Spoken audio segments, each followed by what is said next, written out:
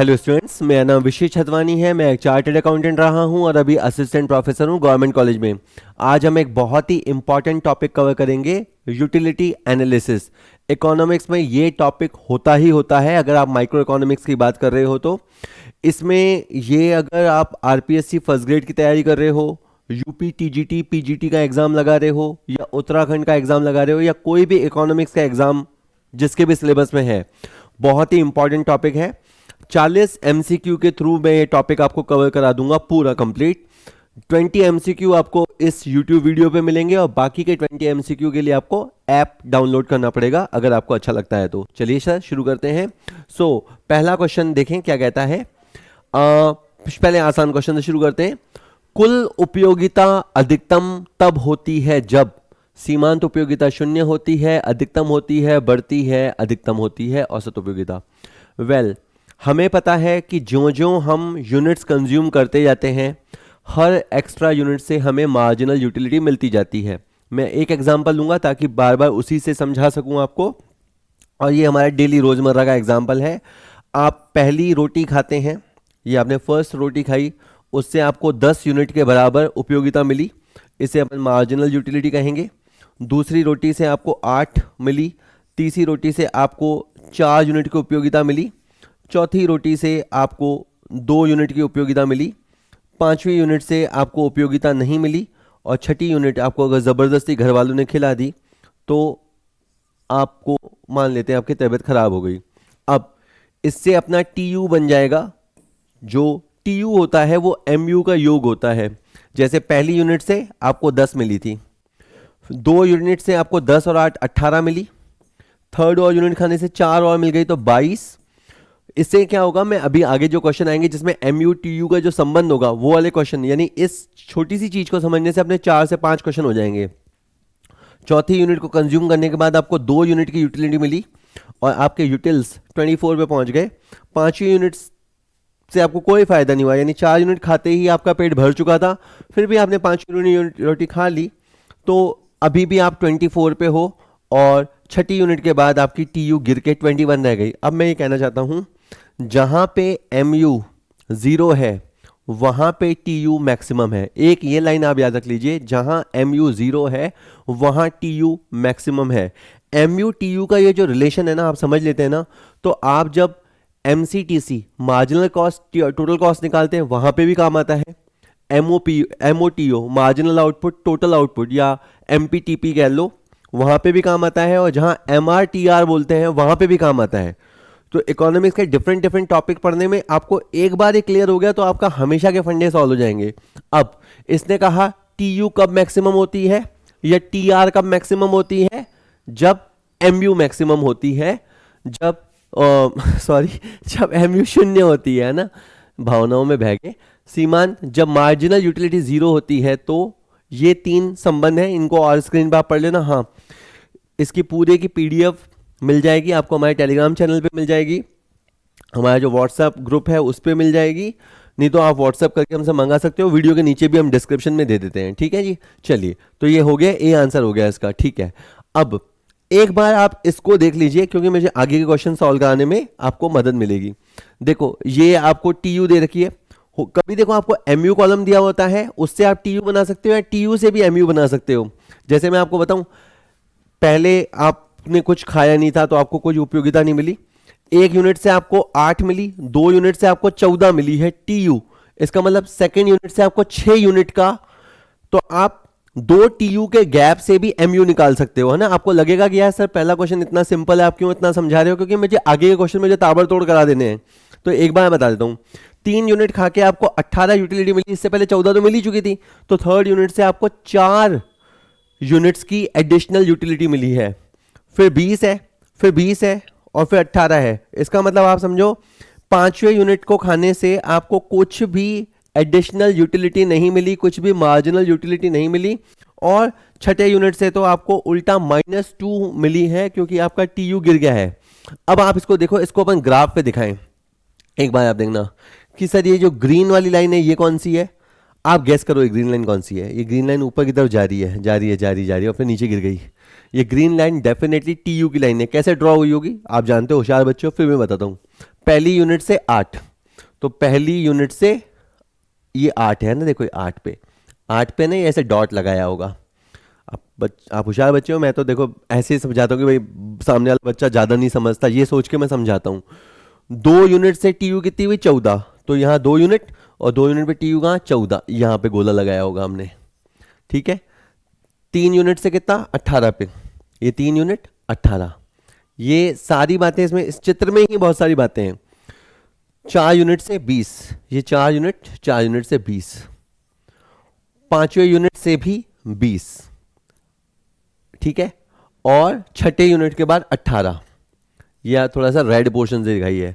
इस चित्र में ये ब्लू लाइन क्या बता रही है, ये ब्लू लाइन बता रही है एमयू को। देखो ये एमयू कैलकुलेट की गई है पहली यूनिट से 8। तो प्रथम, अगर मैं आपको एक थ्योरी मुझे बनाना होता तो मैं क्वेश्चन ये बना सकता कि प्रथम इकाई को उपयोग के बाद क्या होगा, टी यू एम यू की लाइन एक जैसी होगी पहले पॉइंट पे। उसके बाद सेकंड यूनिट से कितनी है 6, ये 6 आ गई। इसके बाद 4 हो गया। ये फिर आपको ये भी समझ में आता है कि इससे आपका सीमांत उपयोगिता हास नियम का रास्ता खुलता है कि जैसे जैसे अपन इकाई कंज्यूम करते जाते हैं तो मिलने वाली एमयू कम होती चली जाती है। ये एमयू आपकी कम होती गई, ठीक है, ये आपकी एमयू कम होती गई। यहां पे 5वीं यूनिट से आपको एमयू क्या मिली 0। अब आप देखो यहां पे आपका टी यू टॉप पे है, मैक्सिमम पॉइंट पे है। तो जब एमयू 0 होती है तो टी यू मैक्सिमम होती है, और इसके बाद एमयू हो गई नेगेटिव और टी यू हो गई गिरना शुरू। ठीक है, और यहां पे आप देखो पहले आपका टी यू लगातार बढ़ रहा है। अब एक बात आप गौर करो, एमयू के गिरने के बावजूद भी यहां तक एमयू के गिरने के बावजूद भी टीयू चढ़े जा रहा है। मतलब ये नकारा औलादे हैं पर कुछ भी तो कमा के ला रही हैं। जैसे मान लो एक घर का बड़ा बेटा है, बहुत कमा के ला रहा है, दूसरा बेटा है थोड़ा शराबी है पर कुछ तो कमा के ला रहा है, तो कुछ तो कमा के ला रहे हैं ना। जब तक ये कमा के लाते जाएंगे परिवार की इनकम बढ़ती जाएगी। तो भले एमयू क्या हो रही है, एमयू में गिरावट हो रही है, तो भी टीयू आपकी धीमी गति से बढ़ती रहेगी। जब एमयू नेगेटिव हो जाएगी तो फिर आपकी टीयू में भी गिरावट आने लगेगी। ठीक है, इस एक चित्र में बहुत कुछ आपको समझ में आया होगा। मैंने ज्यादा समय लिया क्योंकि मुझे आगे के क्वेश्चन जल्दी इससे करा देने हैं। अभी आएंगे क्वेश्चन। चलिए, निम्नलिखित में से किसे गोसेन का प्रथम नियम कहा जाता है? तो जो सीमांत उपयोगिता हास नियम है उसे गोसेन का प्रथम नियम कहा जाता है। अब क्या होता है, ये हासमान सीमांत उपयोगिता का नियम, law of diminishing marginal utility. अब क्या होता है, देखो होशियार बच्चा जो एग्जाम क्रैक कर देता है और जो एक औसत बच्चा एग्जाम क्रैक नहीं कर पाता, उसमें क्या फर्क हो जाता है? आपने सुना, आप आगे निकल लिए।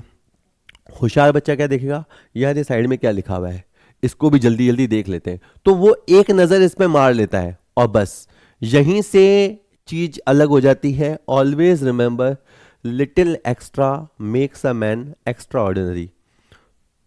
हारने वाले कहते हैं ना, अपने बाप तो खूब व्हाट्सएप पे आने लग गई यूनिवर्सिटी। नहीं तो क्या होता है, जो रेस में फर्स्ट आता है या जो रेस में सेकंड आता है, उसमें कोई मिनटों का अंतर होना होता है, फ्रैक्शन ऑफ सेकंड्स का अंतर होता है। तो वो थोड़ा करके होशियार बच्चा बहुत आगे निकल जाता है और जिसका नंबर मेरिट में नहीं आता वो पीछे रह जाता है। खैर, होशियार बच्चा क्या पढ़ेगा, वो पढ़ेगा German economist H.H. Gaussian developed this law. तो सबसे पहले ये जो नियम है उसको डेवलप किसने किया? H.H. गोसेन ने। इसके एक H में हेनरिक है, दूसरा H तुम समझ लेना क्या है। This theory also known as Gossen's first law. इससे क्या होता है, होशियार बच्चे का दिमाग ये भी चलता है, अच्छा ये गोसेन का पहला नियम है तो दूसरा कौन सा है? तो दूसरा वैसे सम सीमांत उपयोगिता नियम है, इक्वी मार्जिनल यूटिलिटी वाला नियम, उसे गोसेन का दूसरा नियम कहते हैं। अच्छा, it was popularised by professor Alfred Marshall. ये चाचा की फोटो है, इन्होंने इसको फेमस किया, पॉपुलराइज किया। This law has been stated differently by different economist. अलग अलग ने अलग अलग व्याख्या की। इसमें कुछ एमसीक्यू बनने जैसा नहीं है, पर पहले तीनों में है। मतलब एक ये बच्चे में कला होती है ना कि वो एमसीक्यू कैसे बनता है वो समझ जाए, ये से नहीं बनेगा। अच्छा, अकॉर्डिंग टू द मार्शल, फिर वो उसके बाद नियम है कि जैसे जैसे आप एक इकाई का उपभोग करते जाएंगे तो उससे मिलने वाली उपयोगिता कम होती जाएगी। फिर भी आप चाहो तो डेफिनेशन पूरी पढ़ लेना, है ना। और इसके बाद ये इसमें कुछ खास नहीं। अब चलिए, अब अपन आगे बात करते हैं। जो मैं MUTU पे इतनी माथाफोड़ी करी वो क्यों करी? सीमांत उपयोगिता के संबंध में निम्नलिखित में से कौन सा कथन गलत है? अच्छा, एक बात और, आपको लगेगा सर आज आप पढ़ा कम रहे हो, ज्ञान ज़्यादा दे रहे हो, पर मैं बोल देता हूँ। जब ये क्वेश्चन आता है ना कि निम्नलिखित में से कौन सा कथन गलत है, गलत तो अपन थोड़ी देर में पहचान लेंगे, लेकिन बच्चे को चाहिए कि बाकी के जो 3 कथन सत्य है उनको कस के याद कर ले, क्योंकि बाकी के 3 ट्रू स्टेटमेंट है। और ऐसे क्वेश्चनों को जो ट्रू फॉल्स इस तरह से आते हैं, उसको तो मैं एक क्वेश्चन को 4 क्वेश्चन के बराबर मानता हूं। सीमांत उपयोगिता, अच्छा, अब क्या होता है, जैसे एक किताब से मैंने जैसे क्वेश्चन उठाया उसमें यूं लिखा हुआ था, सीमांत उपयोगिता अंतिम इकाई से प्राप्त उपयोगिता है। मैंने कहा यार अंतिम, अपन ने हमेशा यही पढ़ा है ना कि सीमांत उपयोगिता एक अतिरिक्त इकाई से मिलने वाली उपयोगिता को सीमांत उपयोगिता कहते हैं, लेकिन उस अतिरिक्त के लिए अंतिम शब्द भी यूज होता है। तो हो सकता है आप एग्जाम में बैठे हो तो आपको ऐसा दिखाई दे, सीमांत उपयोगिता अंतिम इकाई से प्राप्त उपयोगिता है, तो ये सही है। एक क्वेश्चन को सॉल्व करते समय जहां पे आके आप रुक जाते हो, तो इसके लिए ये एडिशनल यूनिट है और यही लास्ट यूनिट है। तो इस लास्ट यूनिट, इस लास्ट 5वीं 6ठी रोटी जो भी है, इससे खाने से जो मिलने वाली उपयोगिता है, यहीं पे एक क्वेश्चन समझ में आ गया, मैं बताता हूं, याद आ गया। एमयू आपकी पॉजिटिव, नेगेटिव और जीरो तीनों हो सकती है। एमयू तीनों में से कोई सा भी रूप ले सकती है। खैर, सीमांत उपयोगिता एक एडिशनल इकाई से प्राप्त उपयोगिता है, हाँ जी ये सत्य है। जैसे जैसे खपत बढ़ती है सीमांत उपयोगिता कम होती जाती है। ध्यान से देखना, जैसे जैसे कंजम्पशन, जैसे जैसे रोटी अंदर जाती है उससे मिलने वाला मजा कम होता जाता है। बिल्कुल सही बात है, सत्य वचन, सार्वभौमिक नियम है। भले सीमांत उपयोगिता हास नियम के अपवाद हैं, उसमें भी बात करेंगे, लेकिन ये सत्य है वैसे तो। संतृप्ति बिंदु पर सीमांत उपयोगिता शून्य होती है, सच है। जिस बिंदु पे अपन तृप्त हो जाते हैं फिर रोटी 5वीं खाने में मजा नहीं आता, ये बात सच है, ट्रू है। और सीमांत उपयोगिता घटती सीमा में बढ़ती है। क्या बोल रहा है, सीमांत उपयोगिता बढ़ती है, नहीं इसका पता है क्या मतलब हुआ कि ये ना धीरे धीरे बढ़ती है, नहीं, ये लाइन तब सत्य होती जब यहां कुल उपयोगिता वर्ड होता। कुल उपयोगिता जो है ना वो स्लो स्पीड से बढ़ती है, उठती है और फिर स्लो स्पीड से बढ़ती रहती है, फिर जाके शून्य, फिर जाके मैक्सिमम को टच कर जाती है। ये कुल के संदर्भ में लिखा होता तो सही होता, पर इन्होंने सीमांत के, यानी ये लाइन अपनी सुनी सुनी सी लग रही है, लेकिन ये कुल उपयोगिता के साथ सही वर्ड है, सीमांत उपयोगिता के साथ ये गलत हुआ, तो ये हो गया आपका फॉल्स। तो जितना ध्यान से आपने पढ़ा होगा, आसान ही टॉपिक है, मैं कुछ ज्यादा चिल्ला रहा हूं, लेकिन जितना ध्यान से आपने पढ़ा होगा उतनी ज्यादा चांसेस हैं कि आप क्वेश्चन लगा दें। और एक आपको और बात बता दूं, क्या होता है, कोई 1 2 4 5 चैप्टर आपको अच्छे आ जाएंगे तो उसका जो कॉन्फिडेंस है वो छठे चैप्टर में भी काम आता है। ऐसा होता है, यहां से जो कॉन्फिडेंस मिलता जाता है ना, वो फिर बाकी चैप्टर्स में क्या होता है कि यार ये चैप्टर सलटा दिया, अब मैं बाकी चैप्टर से भी निपट लूंगा। या कम से कम ये कॉन्फिडेंस से बचा जाता है कि यार ये में से क्वेश्चन आए तो ये तो कर लूंगा। तो कई जो बच्चे होते हैं ना एग्जाम में जाते ही नहीं है डर के मारे, क्योंकि उनके सारे चैप्टर हिले हुए होते हैं। तो जैसे जैसे एक और चैप्टर आप अपनी मुट्ठी में करते जाते हो, वैसे वैसे आपका लेवल ऑफ कॉन्फिडेंस बढ़ता है। फिर आप इंतजार करते हो कब एग्जाम होगा और कैसे क्वेश्चन आएंगे। और जो ट्रू होशियार बच्चा होता है ना, वो तो प्रे करता है, भगवान थोड़ा टफ पेपर डालना है यार, छोटे तो क्या गधे घोड़े सब कर लेंगे, थोड़ा टफ वाला डालना। ज़्यादा ही हो गया आज तो ज्ञान। चलो चलो, इसका आंसर डी है ना सर। स्टूडेंट, एक बहुत ही इंपॉर्टेंट अनाउंसमेंट है। आप में से बहुत सारे student school lecturer, college lecturer, UP TGT, UP PGT, LT grade commerce, UK triple SC assistant accountant और भी कॉमर्स के बहुत सारे एग्जामों की तैयारी कर रहे हो। आप बहुत मेहनत कर रहे हो, लेकिन एक चीज़ है जो कुछ स्टूडेंट्स को रोक रही है, और वो है बजट। आप में से बहुत सारे स्टूडेंट हमारा full video course, MCQ question bank, sample paper series purchase करना चाहते हैं, लेकिन कई बार 500 रुपये देना या 1000 रुपये देना या 2500 रुपये देना उनको मुश्किल लगता है। कॉमर्स पॉइंट अब उसका सॉल्यूशन लेके आया है। हमने लॉन्च किया है हमारा नया इंस्टॉलमेंट सिस्टम। इसमें आप मात्र 100 रुपये देकर किसी भी कोर्स में एनरोल हो सकते हैं, और 100 रुपये में आप हमारा फुल कोर्स एक्सेस कर सकते हैं। आप हमारे सारे वीडियो, सारे थ्योरी नोट्स, सारे एमसीक्यू क्वेश्चन बैंक, सारे सैम्पल टेस्ट, मतलब उस कोर्स में जितना कंटेंट है वो आप 1 महीने तक एक्सप्लोर कर सकते हैं मात्र 100 रुपये देकर। कोई हिडन चार्जेस नहीं है, कोई डेमो लेक्चर्स का लफड़ा नहीं है, आप पूरा का पूरा कोर्सेज एक्सेस कर पाएंगे। तो अब आप कॉमर्स पॉइंट ऐप, हमारा जो ऐप है उसे डाउनलोड कीजिए और अपनी तैयारी शुरू कीजिए, वो भी मात्र 100 रुपये में। जब आप हमारे ऐप पे जाएंगे, मैं आपको बता रहा हूँ कैसे होगा। आपको जो कोर्स लेना है आप उस पर जाइए। फॉर एग्जांपल आपको ये असिस्टेंट प्रोफेसर या कॉलेज लेक्चरर वाला कोर्स है वो लेना है, ठीक है। आपने इस पर क्लिक किया, ठीक है, सिंपली क्लिक हो गया। क्लिक होने के बाद इसका प्राइस आ गया, जैसे इसका प्राइस वैसे 999 रुपये है, पर 10 रुपये प्लेटफॉर्म चार्जेस है, 1009 रुपीज़ का कोर्स है। ये हमारा MCQ क्वेश्चन बैंक है, ठीक है।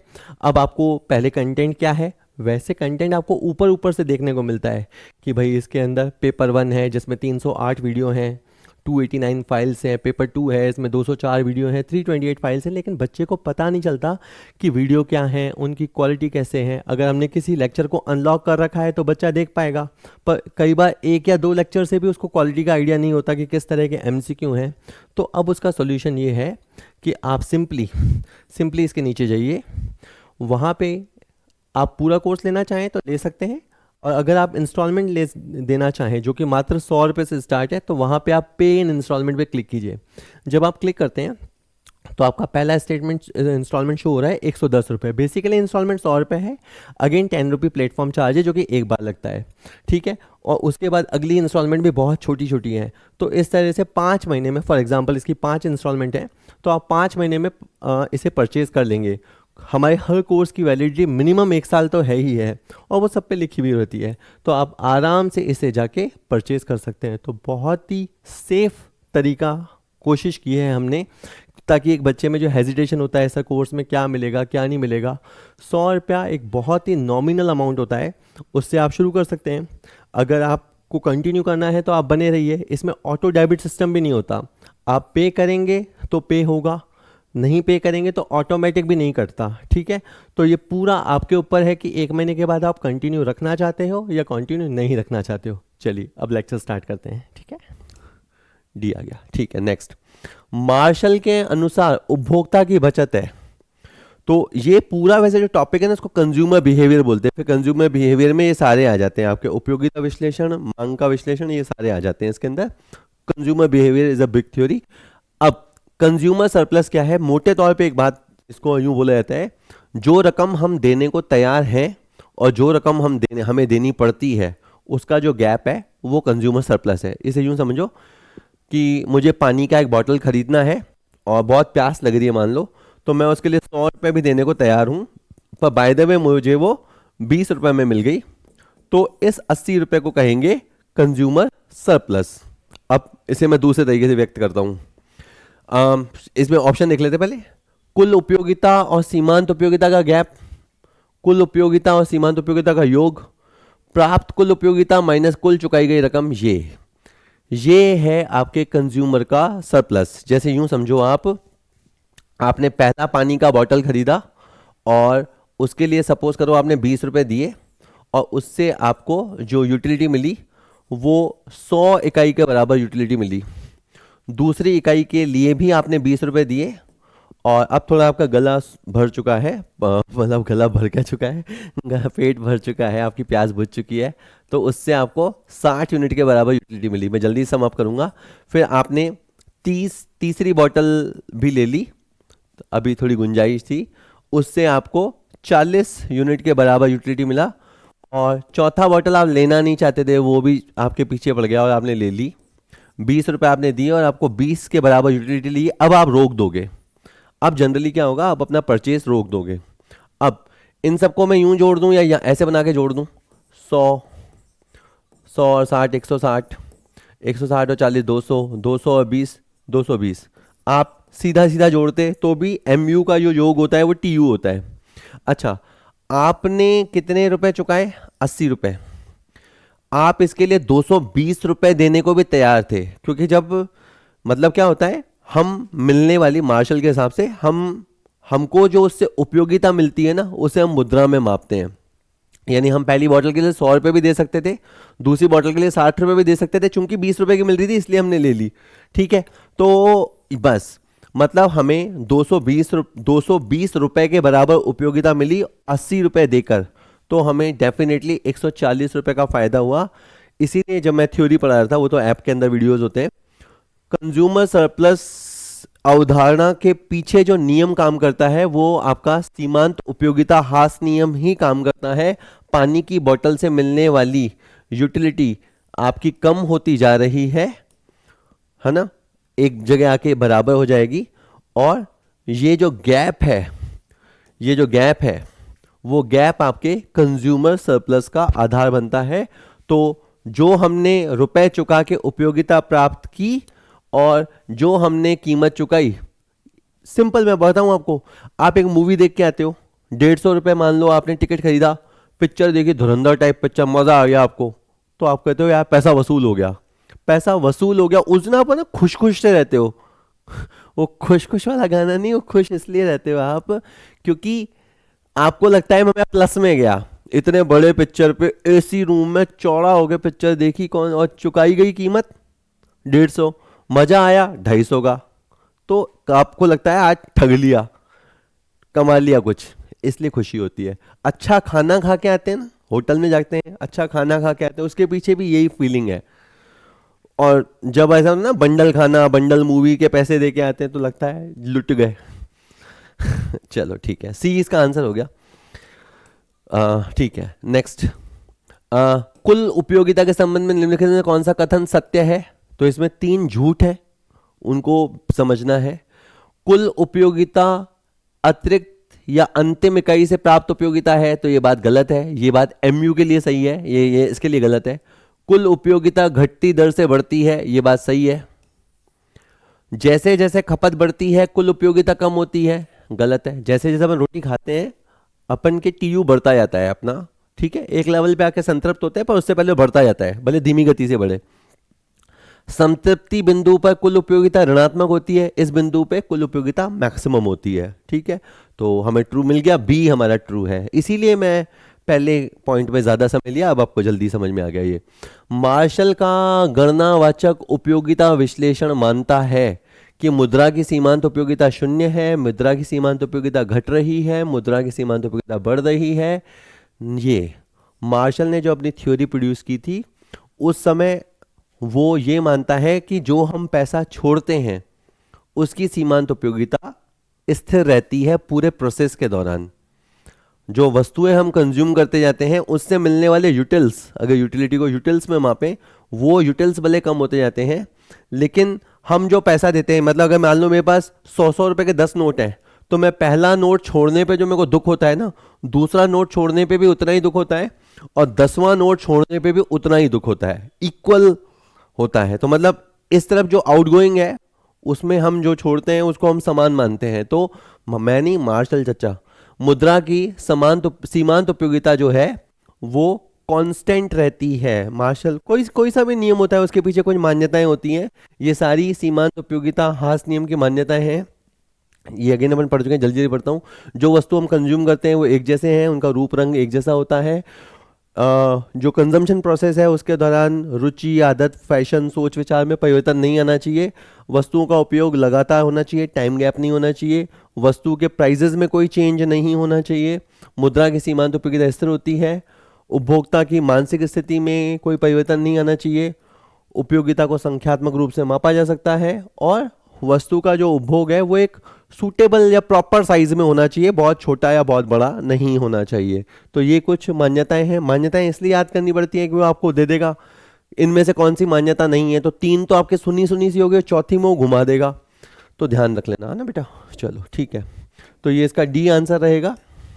चलो नेक्स्ट, उपयोगिता की अवधारणा सबसे पहले किसके द्वारा प्रस्तुत की गई थी? अब जैसे मैं हूं, मैंने एमकॉम जैसे एबीएसटी में कर रखी है, अकाउंट्स में कर रखी है, इकोनॉमिक्स थोड़ा थोड़ा ही पढ़ा था 11th-12th में, थोड़ा बहुत कॉलेज लेवल पे, इतना ढंग से नहीं पढ़ा। तो मुझे जैसे क्वेश्चन मैंने देखा तो मेरे को लगा यार मार्शल ने दी होगी उपयोगिता की सबसे पहले, या मार्शल के साथ था, मेरे को गोसेन भी समझ में आया। लेकिन जब पढ़ते हैं तो पढ़ते हैं कि उपयोगिता की अवधारणा सबसे पहले जेरेमी बेंथम ने दी, जेरेमी बेंथम ने दी थी। ऐसा लग रहा है कोई इंग्लैंड का प्लेयर हो, क्रिकेट खेलने का शौक है मुझे, तो जेरेमी बेंथम ने दी थी सबसे पहले उपयोगिता की अवधारणा।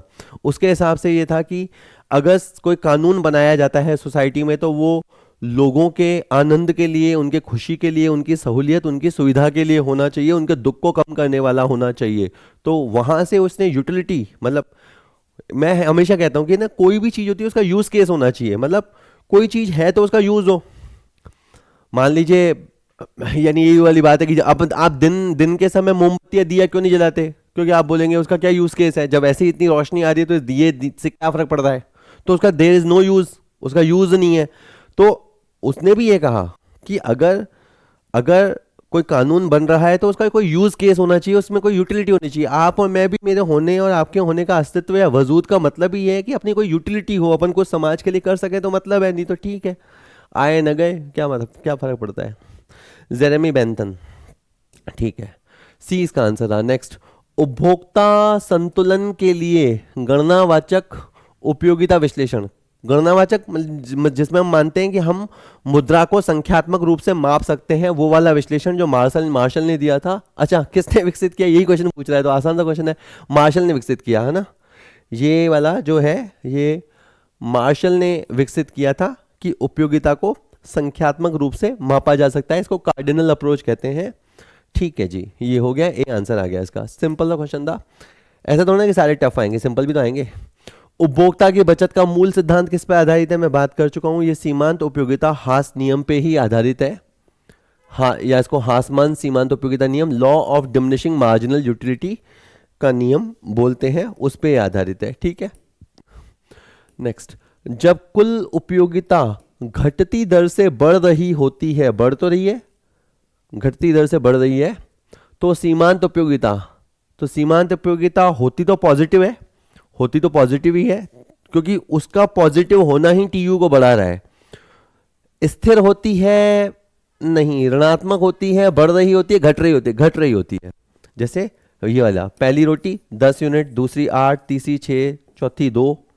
तो ये क्या हो रहा है, एमयू के ऐसे होने से टीयू कैसे बिहेव करेगा, 10, 8, 18, 24, 26, तो यह लगातार बढ़ रहा है, पर इसकी जो स्पीड है वो स्लो डाउन हो गई है, क्योंकि आपकी जो एमयू है, एमयू मतलब utility driven from the additional unit, वो लगातार आपकी कम हो रही होती है, घट रही होती है। तो आपके समझ में आ गया ना, तब आपको बहुत आसान लगेगा, जब तक नहीं समझ में आता है तब तक की तकलीफ और दुख है। ठीक है जी, चलो 11वां क्वेश्चन कहता है, कुल उपयोगिता वक्र जो आपका टीयू कर्व है वो हमेशा बढ़ता है, नहीं हमेशा तो क्यों बढ़ेगा, पहले बढ़ता है, पहले गिरता है फिर बढ़ता है, नहीं पहले गिरता क्यों है, पहले तो वो बढ़ना ही शुरू होता है, ये भी गलत है। हमेशा गिरता है, ऐसे कैसे, कोई शराबी थोड़ा ना है। पहले बढ़ता है और अपने अधिकतम स्तर पर पहुंचने के बाद गिरता है, समझ में आ गया। ठीक है, ये आपका टीयू कर्व है ना, ये वाला जो है ना, ये वाला जो आप देख रहे हो ये एमयू कर्व है, ये आपका टीयू पहले पॉइंट पे एमयू टीयू एक जैसा होता है ना यहाँ पे, ये वाला। इसके बाद देखो टीयू उठा, अच्छा आप थोड़ा देखोगे पहले ये ना अच्छा चल रहा था, फिर ये इसमें थोड़ा थोड़ा थोड़ा सा ऐसे चला, और इसके बाद आपका ये टीयू में गिरावट आ रही है। तो बिल्कुल सही है, पहले बढ़ता है और अपने अधिकतम स्तर पे।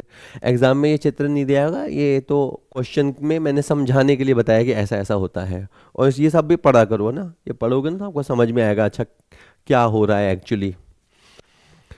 ठीक है, डी आंसर हो गया। इसके काफ़ी क्वेश्चन हो गए अब तो ना, अब मेरे ख्याल से अब नहीं आने चाहिए। संतृप्ति बिंदु पर किसी वस्तु की सीमांत उपयोगिता क्या होती है, 0। जब हम तृप्त हो जाते हैं फिर हमें और रोटी खाने से कोई फायदा नहीं होता। पर ये इतना आसान क्वेश्चन होने के बावजूद भी इतना मोस्ट रिपीटेटिव क्वेश्चन है कि इसको दिए बिना बात नहीं बनती, इसलिए दिया है ना। अच्छा, नेक्स्ट, एक उपभोक्ता संतुलन में तब पहुंचता है जब सीमांत उपयोगिता कीमत के बराबर हो, सीमांत उपयोगिता कीमत से अधिक हो, सीमांत उपयोगिता कीमत से कम हो, कुल उपयोगिता कीमत के बराबर हो। मैं आपसे आसान शब्दों में क्वेश्चन पूछता हूँ। आपके पास मान लीजिए बहुत सारे पैसे हैं और सामने बहुत सारी प्रॉपर्टीज़ हैं, ठीक है, आपके पैसे हैं, मान लीजिए 50 लाख रुपए पड़े हैं आपके पास। आपके पास पहली प्रॉपर्टी का ऑफर आया है 10 लाख रुपए का। आपको प्रॉपर्टी देख के लगा अबे यार तो बढ़िया है, बढ़िया प्रॉपर्टी हाथ में आ रही है, मात्र 10 लाख रुपए में, आप इसको ले लोगे। ऐसा आपने क्यों किया, क्योंकि मार्जिनल कॉस्ट जो थी, जो आपको उसके लिए देनी पड़ी है ना, वो ज़्यादा थी, जो आपने प्राइस त्यागा उससे ज़्यादा थी। मैं एक और बात बताऊं, फिर ना एक और प्रॉपर्टी आपके पास आई वो मान लीजिए 8 लाख रुपए में मिल रही है। आपको लग रहा है कि यार सस्ता सौदा है, बढ़िया सौदा है, मुझे 8 लाख में ज़्यादा मतलब फ़ायदे की चीज़ मिल रही है, मतलब उससे मिलने वाली यूटिलिटी आपको ज़्यादा लग रही है और जो पैसा आप त्याग रहे हो कम लग रहे हैं, है ना। तो अगेन जो आपको उससे एमयू मिल रही है, अगेन जो आपको एमयू मिल रही है वो ज़्यादा मिल रही है। कहने का मतलब क्या होगा, जब तक ऐसे सौदे आते रहेंगे आप खरीदी करते रहोगे, आप खरीदी करते रहोगे। अच्छा, फिर एक सौदा आया सौदा तो 6 लाख का ही था, पर आपको लगा इसमें दम नहीं है, इसमें दम नहीं है, तो आप क्या करोगे, उस सौदे को नहीं करोगे, नहीं करोगे। यानी अगर आपकी ये वाली सिचुएशन बनती है, ठीक है, तो आप सौदा नहीं करोगे। यानी किस सौदे पे आप संतुलित हो जाओगे, जब ये दोनों बराबर हो जाएंगे। जब तक ये सिचुएशन रहेगी ना, तो क्रय विक्रय का दौर चलता रहेगा, आपका एक इक्विलिब्रियम पॉइंट, संतुलन बिंदु नहीं आएगा, जिस बिंदु पे मार्जिनल यूटिलिटी प्राइस के बराबर हो जाएगी। इसका मतलब जो पैसा मैं दे रहा हूं उसकी उपयोगिता और जो मुझे मिल रहा है उसकी उपयोगिता बराबर हो जाती है, उस बिंदु पे अपन संतुलन अवस्था में पहुंच जाते हैं। जब सीमांत उपयोगिता कीमत के बराबर होती है तो वो हमारा संतुलन बिंदु होता है। उससे पहले अपन कुछ ना कुछ सौदे डालते रहते हैं, खरीद रहे हैं बेच रहे हैं, खरीद रहे हैं बेच रहे हैं, तो ये चलता रहता है। ए आंसर होगा इसका। ठीक है। अच्छा, इसके नीचे भी मैंने ना कुछ कुछ चीज़ें एक्सप्लेन कर रखी है, वो उस पीडीएफ में मिल जाएंगी आपको ना, याद से ले लेना। उपयोगिता या संतुष्टि एक व्यक्तिपरक अवधारणा है, इसलिए इसे केवल रैंक यानी श्रेणीबद्ध किया जा सकता है। यह कथन किसका समर्थन करता है? तो ये किसी ने चिल्ला के कहा कि यार ये जो आप कह रहे हो कि उपयोगिता को माप सकते हैं, तो एक व्यक्ति के लिए फ्रूट की उपयोगिता हो सकती है, दूसरे के लिए ना हो, वो फ्रूट खाता ही नहीं हो। एक व्यक्ति के लिए फ्रूट की उपयोगिता कम हो सकती है, एक की व्यक्ति की ज़्यादा हो सकती है। एक स्वेटर की उपयोगिता सर्दी में ज़्यादा होती है, गर्मी में बिल्कुल नहीं होती। कहने का मतलब है, किसी ने कहा, महापुरुष ने, कि यार उपयोगिता को तो हम माप ही नहीं सकते, उपयोगिता को संख्यात्मक रूप से तो माप ही नहीं सकते, ज़्यादा से ज़्यादा हम इसे रैंक दे सकते हैं कि ये मुझे ज़्यादा अच्छी लग रही है, ये मुझे कम अच्छी लग रही है। बाजार में भी आप ड्रेस पसंद करने जाते हो तो यही कहते हो ना कि ये जीन्स मुझे ज़्यादा अच्छी लग रही है, वो जीन्स मुझे कम अच्छी लग रही है, तो आप उसे रैंक दे सकते हो। तो यहाँ से जो आपकी अप्रोच आई वो आई ऑर्डिनल अप्रोच, क्रमवाचक दृष्टिकोण। ये जो कथन है ना, ये क्रमवाचक उपयोगिता के जो सिद्धांतकार था, जो थ्योरिस्ट हैं, उन्होंने दिया है। उन्होंने दी है ऑर्डिनल यूटिलिटी थ्योरी, कि हम किसी भी वस्तु सेवा से मिलने वाली यूटिलिटी को माप नहीं सकते, हम केवल उसको रैंक दे सकते हैं कि ये मेरे लिए ज़्यादा उपयोगी है, ये मेरे लिए कम उपयोगी है। इसीलिए शायद जब हमें तनख्वाह मिलती है तो पहले हम राशन पे खर्च करते हैं, क्योंकि उससे हमें ज़्यादा संतुष्टि मिलती है। उसके बाद हम अपनी तनख्वाह को बाकी चीज़ों पे धीरे धीरे धीरे धीरे अलोकेट करते रह जाते हैं। ठीक है, तो ऑर्डिनल यूटिलिटी थ्योरी ये कहती है, जो लिखा हुआ है स्टेटमेंट। नेक्स्ट, क्रमवाचक उपयोगिता विश्लेषण को और किस नाम से जाना जाता है? तो क्रमवाचक उपयोगिता विश्लेषण को तटस्थता वक्र विश्लेषण, इंडिफरेंस कर्व के नाम से भी जाना जाता है। ये वर्ड है अनअधिमान, इसे अनअधिमान वक्र विश्लेषण या तटस्थता वक्र विश्लेषण या इंडिफरेंस कर्व एनालिसिस के नाम से जाना जाता है। सी इसका आंसर होगा। ठीक है, आसान क्वेश्चन है, स्पीड से हो रहे हैं। नेक्स्ट, क्रमवाचक उपयोगिता विश्लेषण किसके द्वारा विकसित किया गया था? जैसे वो मार्शल के द्वारा विकसित किया गया था, तो इसको विकसित किया था उसको हिक्स और एलन द्वारा विकसित किया गया था। हिक्स, तो J.R. हिक्स और R.J.D. एलन, ऐसी किसी पार्टी का नाम लग रहा है। तो J.R. हिक्स और R.J.D. एलन के द्वारा विकसित किया गया था। हालांकि इसमें ये कहानी लिखी हुई है कि सबसे पहले प्रोफेसर एजवर्थ ने इस बारे में बात की थी 1881 में। उसके बाद पैरेटो ने भी इसके बारे में बात की है। इसके बाद रूस के अर्थशास्त्री प्रोफेसर स्लेट्स्की का भी नाम आता है, किंतु प्रोफेसर हिक्स और एलन ने ही उदासीनता वक्र विश्लेषण को वैज्ञानिक और क्रमबद्ध रूप से आधार प्रदान किया है। तो इवेंचुअली ये है हिक्स और एलन। ठीक है। अच्छा, एक अनअधिमान वक्र इंडिफरेंस कर्व दर्शाता है। देखिए क्या है कि मान लीजिए मुझे दो वस्तुएं कंज्यूम करनी है ना, मान लो चाय और कॉफ़ी हो सकता है, मुझे चाय और कॉफ़ी दोनों कंज्यूम करनी है। तो जैसे मान लो मेरे साथ मान लो ऐसा है कि या तो मैं ना 8 कप चाय पी लूँ और 1 कप कॉफ़ी पी लूँ, तो मेरा दिन भर का जो कोटा है वो पूरा हो जाता है। या फिर ये है, मैंने घर वालों को कह रखा है कि अगर आप या तो ऐसा करो, मेरे लिए 2 कप कॉफ़ी बना दो, तो मैं 5 कप चाय पी लूँगा, इसमें भी मैं इक्वली सेटिस्फाइड रहूँगा। और एक तीसरा ऑप्शन भी है कि आप ऐसा करो, मेरे लिए 1 कप कॉफ़ी बना दो, और दूसरा तरीका ये है कि मैं 3 कप चाय पी लूँगा। मेरा ये कॉम्बिनेशन ए है, ये मेरा कॉम्बिनेशन बी है, ये कॉम्बिनेशन मेरा सी है। ये तीनों कॉम्बिनेशन मुझे समान संतुष्टि देते हैं। इसमें घर वाले से मैं बहस नहीं करूँगा कि मुझे ये चाहिए कि ये चाहिए ये चाहिए। तीनों में से आज तुम्हारा जो मन है वो कर लो। यानी मैं इंडिफरेंट हूँ, मैं तटस्थ हूँ, मेरी कोई प्रेफरेंस नहीं है, कोई अधिमान नहीं है, अनअधिमान। यानी इस चीज को अगर मैं एक वक्र पे पेश करूंगा, वक्र पे प्रस्तुत करूंगा, तो जो बनेगा वो कहलाएगा अनअधिमान वक्र। तो अनअधिमान वक्र में दो वस्तुओं को एक साथ लिया जाता है, इसमें दो वस्तुएं ली जाती है। ठीक है, जैसे इन्होंने कॉम्बिनेशन चुना है, जैसे ये अगर मान लो वस्तु एक्स, इसको कॉफ़ी तो फिर ज़्यादा बन जाएगा, लेकिन ठीक है, 1 कप कॉफ़ी और 20 कप चाय, या तो ये हो जावे, या 2 कप कॉफ़ी 15 कप चाय। इसमें आप ये भी समझना, ये अभी थोड़ी देर में आएगा इसलिए मैं अभी बात कर लेता हूँ। इसमें आपने 1 कप कॉफ़ी को बढ़ाने के लिए 5 कप चाय का त्याग किया है। इसके बाद एक और कप कॉफ़ी का बढ़ाने के लिए आपने 4 चाय का सेक्रीफाइस किया है। एक बतौर एक और कप कॉफ़ी का बढ़ाने के लिए आपने 3 कप चाय का त्याग किया है। होता क्या है, जैसे जैसे हम इस वस्तु को पाते जाते हैं, इस वस्तु के प्रति चाहत, ललक, भूख कम हो जाती है, और जैसे जैसे जिसको हम छोड़ते जा रहे हैं उसके प्रति प्यार बढ़ता जाता है। तो हम एक और इकाई पाने के लिए अब कम देने को तैयार होते हैं, है ना। तो ये आपकी जो प्रतिस्थापन दर होती है, सीमांत प्रतिस्थापन दर होती है, वो रिड्यूस होती जाती है। ठीक है, हासमान सीमांत प्रतिस्थापन दर होती है। ये मार्जिनल रेट ऑफ सब्स्टिट्यूशन जो है वो आपकी डिक्लाइनिंग होती है। और देख लो, एक और कॉफ़ी को पाने के लिए अब तो केवल मैं 2 कप चाय छोड़ रहा हूँ, और लास्ट में तो ये स्थिति आ गई कि 1 कप कॉफ़ी के लिए बस मैं 1 कप चाय सेक्रीफाइस करूंगा, उससे ज़्यादा नहीं करूंगा। मुझे चाय अच्छी लगने लग गई, शायद चाय से प्रेम हो गया है। दो वस्तुओं, अब ये जो कॉम्बिनेशन है ना, ये आप क्या समझ रहे हो, ये ABCDEF को आप इस वक्र पे दिखा दो, है ना। एक बार मैं आपको बस जस्ट एक बताता हूँ।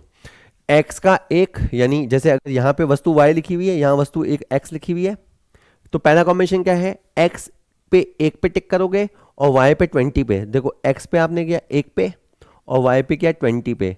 ये आपका पहला जैसे निशान लगा है ना। शुरू शुरू में वैसे निशान लगते हैं, डंडे नहीं होते, ये वक्र नहीं होता।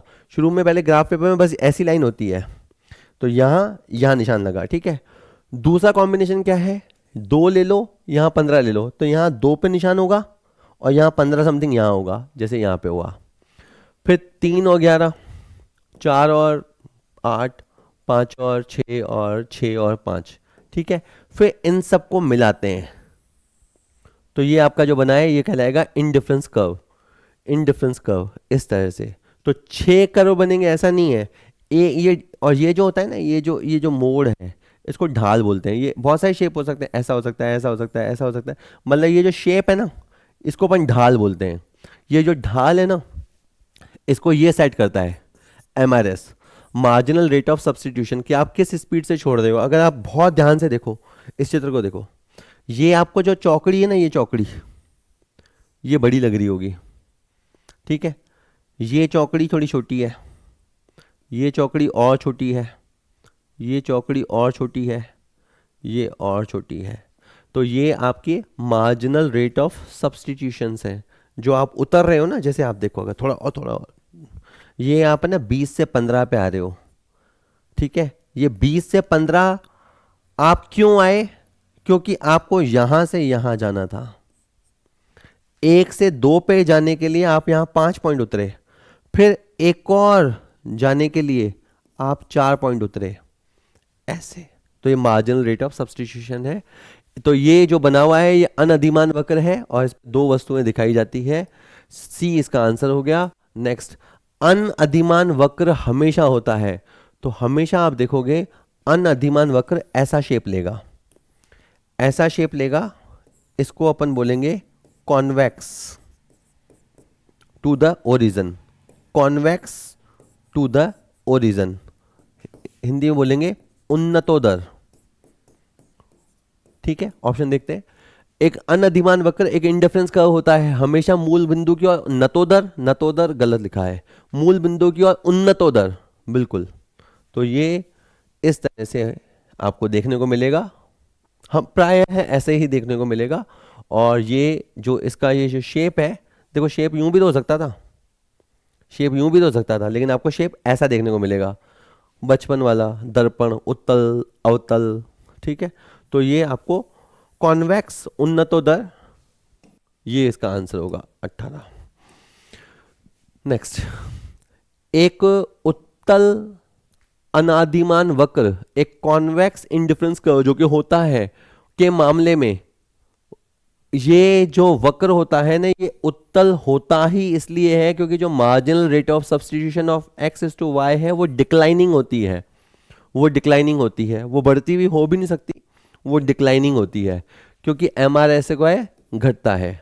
ये क्या है, marginal rate of substitution X on Y, X on Y, जहां आप एक्स को पाने के लिए वाई के यूनिट्स का परित्याग करेंगे, तो ये डिमिनिशिंग होगा, तो ये आपको इस तरह का वक्र देखने को मिलेगा। ये देखो, ये वाली रेट है रिड्यूस होती जा रही है, ये वही वाला एग्जांपल है, अब के बाद इन्होंने रेट निकाल दी है। ठीक है, चलो, और last question for YouTube video, अनअदिमान वक्र जितना ऊंचा होगा संतुष्टि का स्तर उतना ऊंचा होगा, ये बात सच है जो लिखा हुआ है। मान लीजिए कि किसी वजह से, जैसे ये मान लीजिए ये वाला जो है, ये चाय कॉफी को दिखाने वाला पहला वक्र है, किसी वजह से मान लीजिए आपकी इनकम बढ़ गई, इनकम बढ़ गई, तो अब आप डेफिनेटली ये जो है ये इससे तो ऊंचा ही है, ये तो इससे तो ऊंचा ही है। जैसे अगर मान लो ये यहाँ पे टच होता है तो यहाँ पे 1 है, तो ये यहाँ पे टच होता है तो यहाँ 2 है, और यूं भी देखोगे ये यहाँ पे टच था तो यहाँ पे मान लीजिए 18 है, तो यहाँ जो है तो ये तो 20 है। और अगर मैं ये वक्र और जा रहा है, मतलब इस वक्र को इतना मत देखो कि सर यहाँ लिखा हुआ है, मतलब ये इसको वक्र को यहाँ तक बढ़ा सकते हो आप, ये इस वक्र को यहाँ तक बढ़ा दो बोले आप। ठीक है, तो इसका मतलब क्या है, जितना ऊंचा वक्र होगा वो आपको उतनी ऊंची उतनी ज्यादा संतुष्टि देना पड़ेगा। ये जो बना हुआ है ये उदासीनता मानचित्र है, इंडिफरेंस कर्व का मतलब मैप बना रखा है हमने, इंडिफरेंस मैप है। और अगर हमें चुनाव करने को मिले, अगर हमें चुनना ही हो तो हमें ये चुनना चाहिए, ये आपका सबसे कम संतुष्टि बता रहा है, और IC4 जो है ये आपका सबसे ज़्यादा संतुष्टि बता रहा है। अब आप कहेंगे सर फिर तो मैं हमेशा यही चुनूंगा, नहीं, इसमें अभी एक कीमत रेखा का रोल है ना, कि आपके कहने से थोड़ा ना कि जैसे आप X वस्तु को कंज्यूम कर रहे हो और Y वस्तु को कंज्यूम कर रहे हो तो इनकी एक कीमत भी होती है, आपके पास एक लिमिटेड इनकम भी होती है, तो आपको उसमें भी तो बैठना होता है ना, वो कंस्ट्रेंट या प्रतिबंध भी तो है ना। तो आपको इनमें से कौन सा मिलेगा, आप कोशिश तो इसकी करना कि आपकी जो कीमत रेखा है वो समथिंग यहाँ टच हो जाए। पर अगर आपकी कीमत रेखा समझो अभी जब खींचेंगे अभी थोड़ी देर बाद, वो मान लीजिए यहाँ टच होती है, तो इसका मतलब है ये वाला संतुष्टि वक्र आप हासिल नहीं कर सकते। आप अपनी गिवन इनकम में और जो प्राइस का अनुपात है उसमें आप यही वाला IC3 अफोर्ड कर सकते हो। तो यहाँ पे जहाँ पे एरो बना हुआ है ना, यहाँ आपका संतुलन बिंदु आ जाएगा। तो वो अभी अपन आगे के MCQ में देखेंगे। पर फिर भी अगर कर्व चुनना पड़े तो जितना ऊंचा कर्व होता है उतना ज़्यादा वो संतुष्टि के स्तर को दिखाता है, ये बात हमेशा सत्य है, always true. So hope video आपको अच्छा लगा होगा। ठीक है, तैयारी करते रहिए। बाकी हमारे ऐप पे आप जाइए, ऐप हमारा डाउनलोड कर लीजिए, वहाँ बहुत सारा कंटेंट है पेड कंटेंट है, लेकिन उसके अलावा फ्री कंटेंट भी बहुत सारा है, और जो पेड कंटेंट है, प्रीमियम कंटेंट, वो भी बहुत कम दरों पे उपलब्ध है। यूट्यूब चैनल हमारा सब्सक्राइब कर लीजिए, सब्सक्राइब का कोई पैसा लगता नहीं है, जब भी मैं वीडियो डालूंगा आपको पता चली जाएगा। और हफ्ते में मैं कोशिश करता हूँ 2 या 3 वीडियो तो आ जाए, तो आपकी थोड़ी थोड़ी पढ़ाई चलती रहे। बाकी जो सीरियस है उनका थोड़े से काम नहीं होता है, कंपटीशन कितना है आप जानते हो, तो तगड़ी पढ़ाई ही करने से काम बनता है। चलिए।